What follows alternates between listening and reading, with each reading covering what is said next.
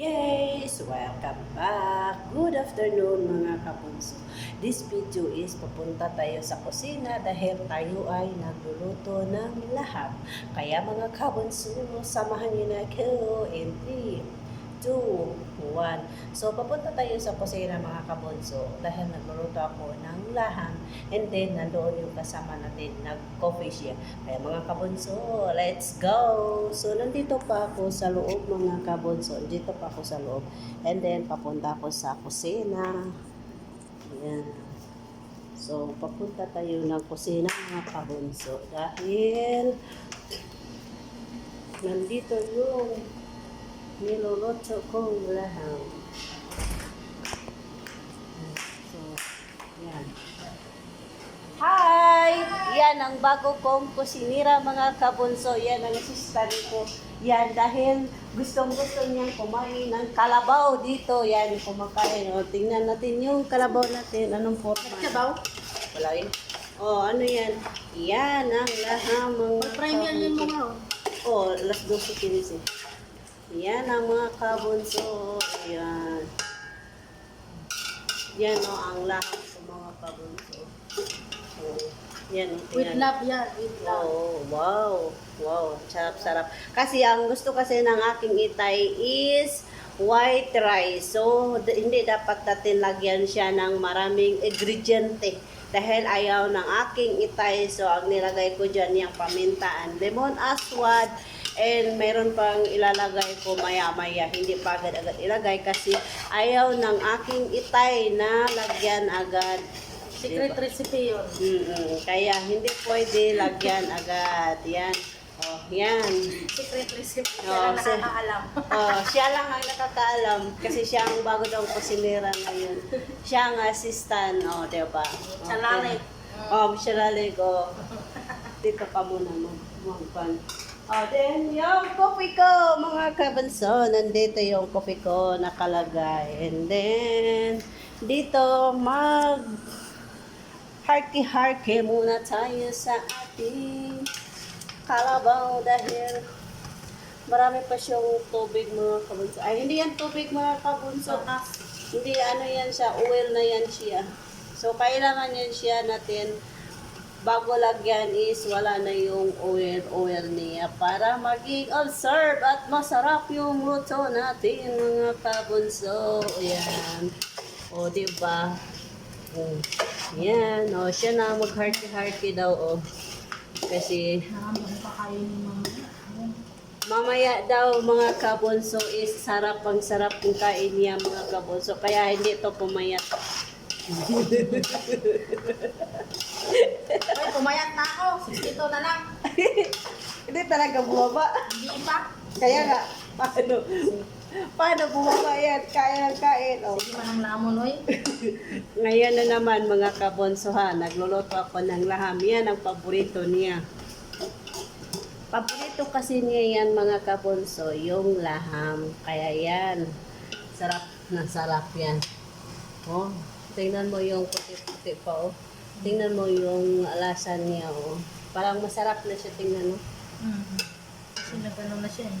Oh, yung mga oil lang. Hindi kasi yan pwede dapat lagyan natin agad ng tubig habang marami pa siyang oil sa loob dahil paglagyan natin yan siya ng tubig ay mukhang hindi siya masarap. Mukhang hindi talaga siya masarap.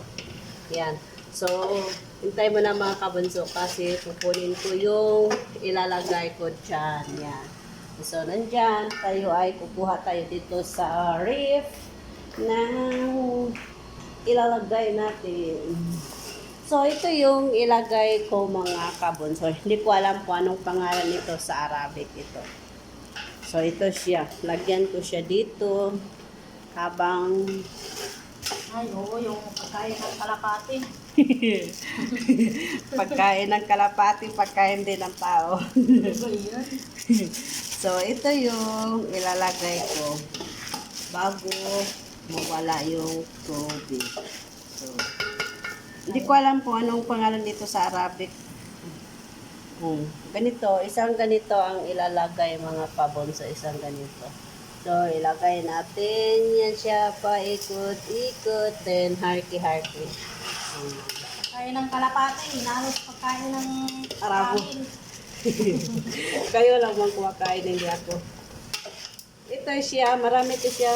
May mga ahos, may mga luya. Iwan ko anong pangalan dito. Hindi ko alam kung anong pangalan dito. Lamas.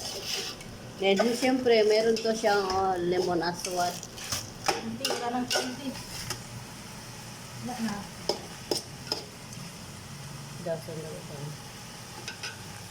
Ihawak daw ang camera. Ultra coffee. Ultra coffee. So, ganito lang ito siya mga kabunso. Yan. So, ito mga kabunso is pwede na natin siyang lagyan ng water. Kasi wala na siya. Yan. Ang bango, no? Bangong kalabaw. Yan, ang gusto ng ating ubraw. Yan. And so, please, pa muna ng tinidor with kutsara, yung mga maliliit. Yan ang mga kabunso. So, ito yung niluluto natin. Yan. Yan ang ating ayan ang dinner nila. Hindi. Katong kutsara ni Marcos. Yan ang dinner nila mamaya mga kabunso. Dito, sin lang.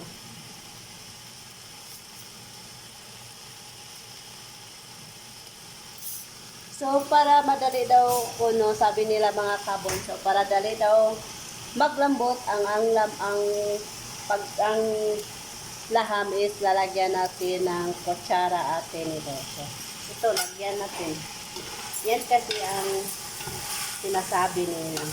Then, pakilagay ba ng tubig na? Yan na. Dahan-dahan lang din ha. Huwag i-diretso. Dahan-dahan. O yan, lagyan na natin ng tubig. Yeah. So, yeah. So, kailangan ito is pakaluan natin siya ng 3 hours. 3 hours ito siya pakuluan mga kabunso. O, yan. So, ganito na to siya mga kabunso dahil gusto ng aking itay ay white rice. So, gusto kasi nila is white rice lang ang lulutuin. So, ganito lang ang forma pag magkulo na to siya.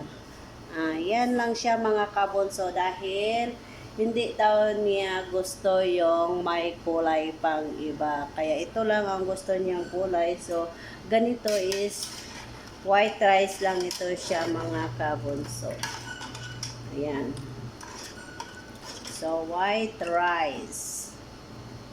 So, white rice. So, kailangan natin ng puti lang din na laham.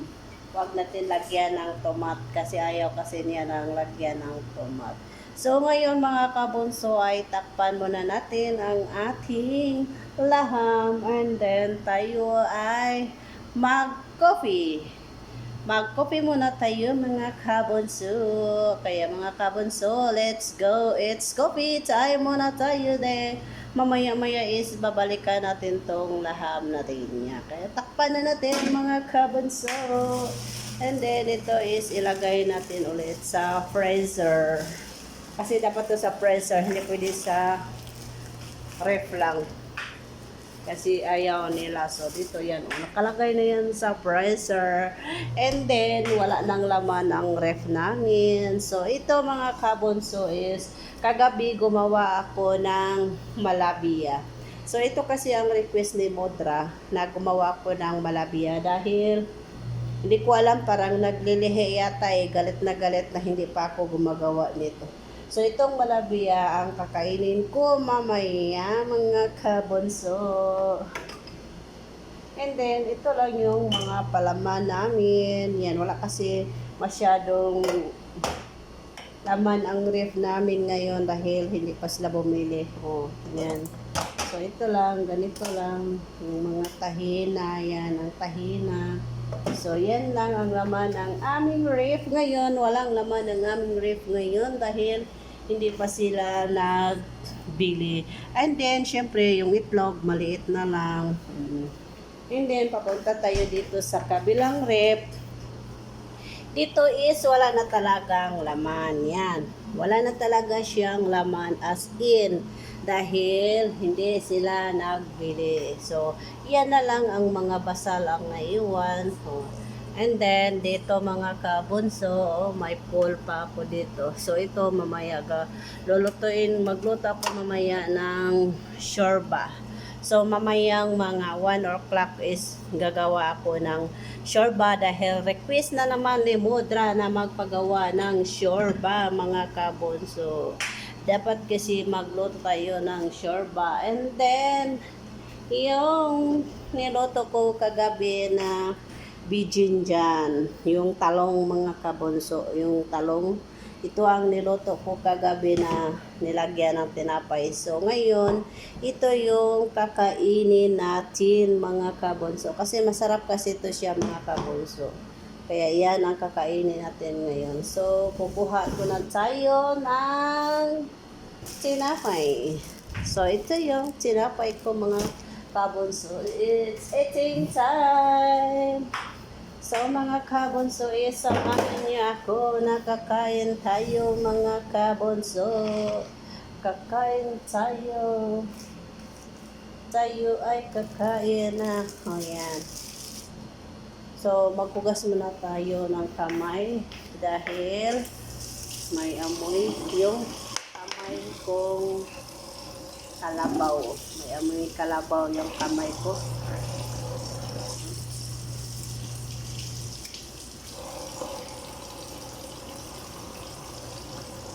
Yan. So, tayo ay mag-coffee muna. Yan. Kasi yung kasama ko is pumunta na doon sa loob dahil sinilip niya yung alaga niya. So, maghugas tayo ng kamay bago tayo kumain para may iwas tayo sa mga germs. Yan. So, kakain tayo ng tinapay. So, kukuha tayo. Ito ang palaman natin mga kabunso. Itong bijinjan. Masarap kasi itong bijinjan mga kabunso. Yan. Ito ang bijinjan mga kabunso. Ito yung favorite ko. So, dito it's eating time. Kakain tayo. Yan. And then, kukuha tayo ng mendel. Lagyan natin mendel. Isang tinapay lang ang kinakain ko mga kabunso kasi ayaw ko magtaba. Yan. And then, ito yung coffee ko. So, ito na ang coffee ko. Yes mga kabunso, tatapusin ko na ang video na ito dahil ako ay mag-coffee na mga kabunso habang ako ay nagpapakulo ng aking laham mga kabunso. Kaya tatapusin ko na ang video na ito. Kaya mga kabunso, ingat, God bless and bye-bye. Yes mga kabunso, don't forget like, share and click the notification bell for more update ng aking mga video. Kaya ingat, God bless and bye-bye. See you next video mga kabunso. Bye-bye. Ingat.